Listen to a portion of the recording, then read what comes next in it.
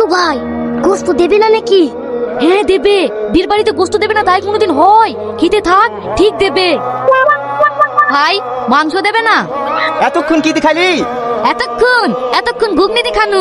ওইটা ঘুগনি না, ওইটাই মাংস। ও চাচা, ওইটাই মাংস। হ্যাঁ, গরুর পাল বেঁধে আসবা, ভাগ্য ভালো ওইটুক পেয়েছো।